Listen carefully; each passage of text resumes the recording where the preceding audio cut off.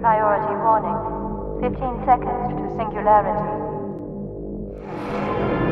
Alert. Code. Isolate. Expose. Administer. Citizen reminder. Inaction. Conspiracy. Report counter behavior to a civil protection team immediately. Alert. Community ground protection unit.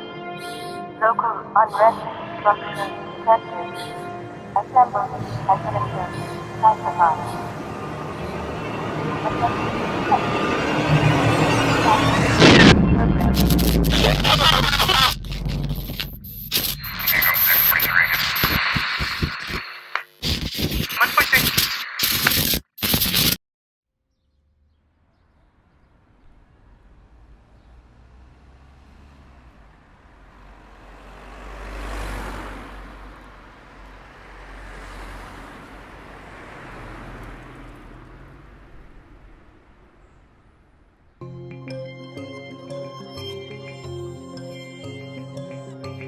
It has been over 25 years since the construction of the National Nuclear Physics Research Laboratory at Allenwood in County Mayo in the Republic of Ireland. Despite its size and its profile, little is known about what really goes on there. The facility, known locally as the site, has been associated with all sorts of mysterious phenomena over the years.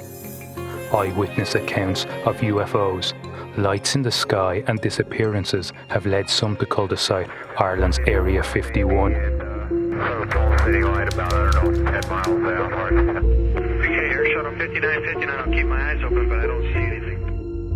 This is American journalist and filmmaker Chris O Malley. This place, this site, it's always fascinated me. I'm a big fan, of Area 51. A lot of my work has been spent investigating places like this, and what's interesting about the site is this. There are places like this all over Russia and China, but nobody talks about them because, well, they're like Russia and China. You're not allowed to talk about them. But here in Ireland, a supposedly open country, nobody talks about the site. And it's not because they're not allowed to. I think it's like they don't want to know. Since coming into operation in 1991, there has been very little interest from the mainstream media in the site. In Mayo, where it provides thousands of well-paid jobs, there is almost a wall of silence around it. Seamus Kenny is a sheep farmer who lives outside Killala in North Mayo. He's not particularly concerned about what goes on at the site, but he does appreciate the investment it brings to the area. We have so many young people in this area, and farming's not going to provide for them. And Allenwood has provided thousands of jobs, so it's very hard to ignore that.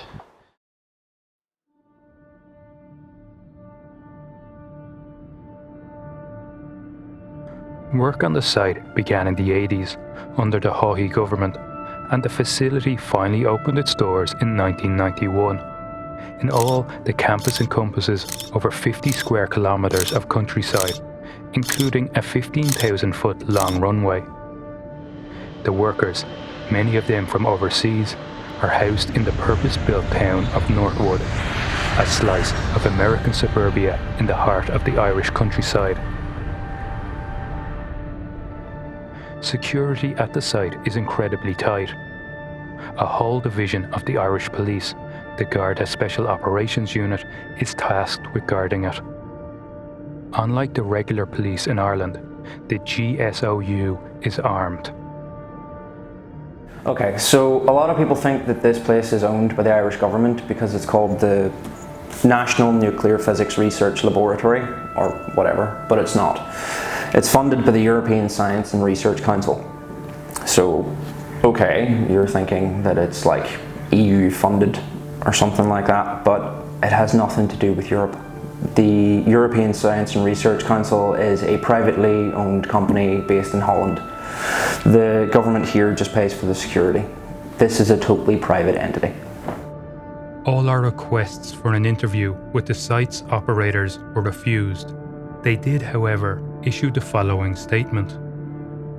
The National Nuclear Physics Research Laboratory is a particle physics laboratory. Our primary goal is to seek to understand the basic constituents of matter and of energy. We do not receive any funding from the Irish government or from anybody else. Consequently, there is a strong commercial aspect to our operations. Okay, so we said that the site is owned and operated by this thing called the European Science and Research Council, right? So this is where things get very murky. The ESRC is a subsidiary of a firm called Nordyne Defence Dynamics, and these guys are huge. They turn over billions of dollars every year. They are very, very low key. They are not publicly listed, and they are in some seriously shady stuff. Private military contracting, aerospace engineering, and big data. Now that one in particular is very interesting. Oxford Analytics is a subsidiary of Nordyne that specialises in information and messaging operations. They are election management strategists that harvest data from social media, from credit card companies, and from retailers to create psychological profiles of millions of European and American voters, and to target them accordingly. While their mission statement claims their goal is to correct mainstream media bias, they have delivered elections for both hard left and hard right political parties in Austria, in Poland and Spain. In Ireland, it is no surprise that the country's main opposition party, the Irish National Workers' Party, is tipped to win next year's general election. Party leader Martin Ryan strongly backs the ESRC's plan to expand the site. These are the offices of the Citizens Information Network, a group of activists who specialise in open source journalism and social media investigation. Journalist Kevin Cunningham has a special interest in the site. As open source journalists, one of the tools that we rely most heavily upon, particularly when it comes to the kind of inaccessible places such as the site, is satellite imagery. Now it does have its limitations, of course, like everything else, but there's still a lot we can learn, and we have learned a lot about the site over the past couple of years. A number of surface-to-air missile batteries and a powerful over-the-horizon radar system are currently deployed at the site. It has been speculated that the site houses a nuclear reactor, and that the purpose of these air defences may be to protect against attack from a hijacked civilian airliner. Nordyne Defence Dynamics, the people that operate the site, and indeed the Irish government, have always denied the presence of a nuclear reactor there. But I think when you look at the satellite imagery, the evidence is really quite incontrovertible. You can see quite clearly the hardened containment unit, the building that houses the nuclear reactor. I suppose from my point of view, the question is really, if they're hiding something as big as that, or if they're denying something as big as that, what else are they hiding that we can't see?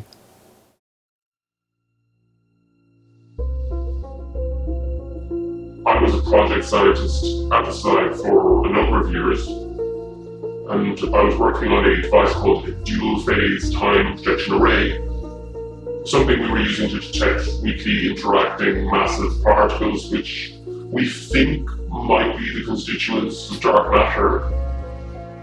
It wasn't that the work was peculiar as such, although certainly some aspects of it were strange.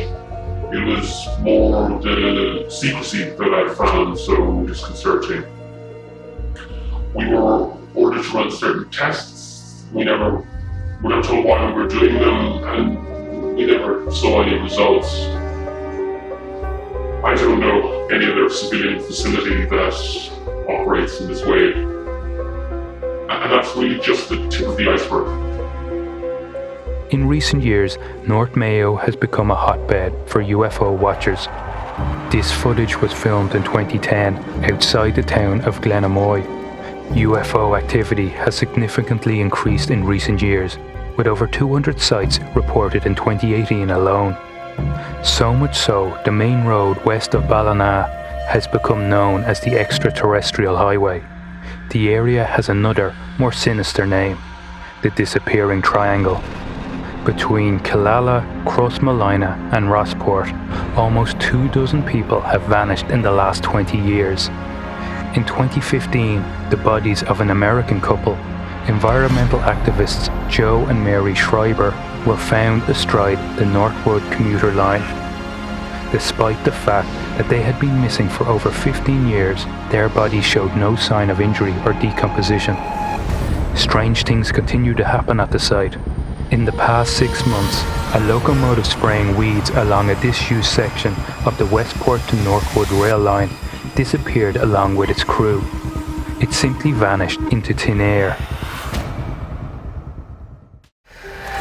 So initially when I started this story, I didn't think there'd be any point in travelling to the site or even trying to get close to it.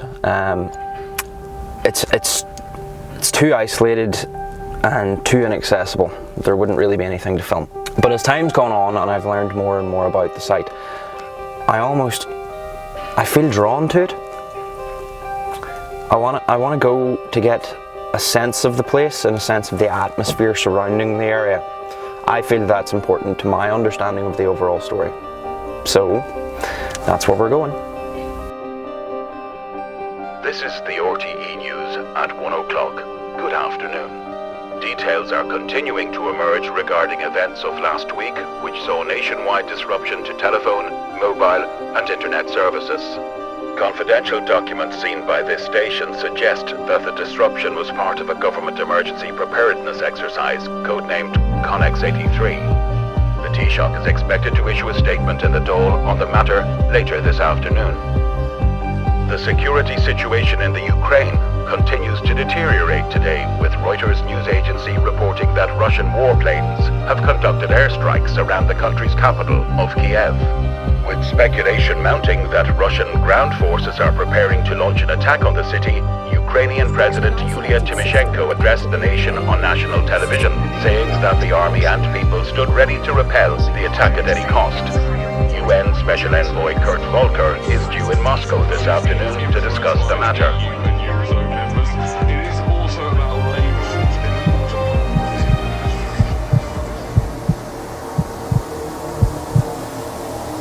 So our guide Seamus here knows a back way into the site. Technically we're trespassing, but we've come this far, so we'll see what happens. We're 15 minutes down this track and then we turn off. We're ready to go? Let's go. Come on.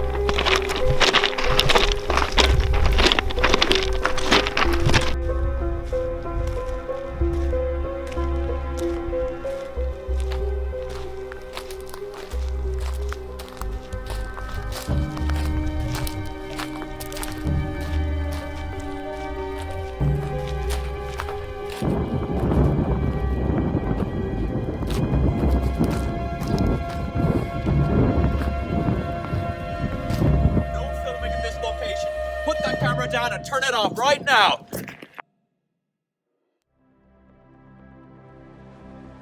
Eventually, you do begin to piece things together. There is only so much that can be kept hidden. In time, I became aware of the central secret that this site is simply one part of the greater conspiracy. A conspiracy that has our political leaders in negotiations with an outside party to sell out their countries and secure their stake as the commandant of the coming transition, a transition that is going to have a profound impact on all of our lives. We came, we got arrested, and we got sent home. What struck me most about the site were the contradictions that we found there. You have a state-of-the-art facility in a part of the world you can't even get a phone signal. You have a hard-left political party on the brink of taking power in bed with a mega corporation that wages covert war in some of the world's poorest countries. And every day, more and more, the cargo planes and the freight trains roll in, and in a country where everyone needs to know your business, no one seems to want to know why.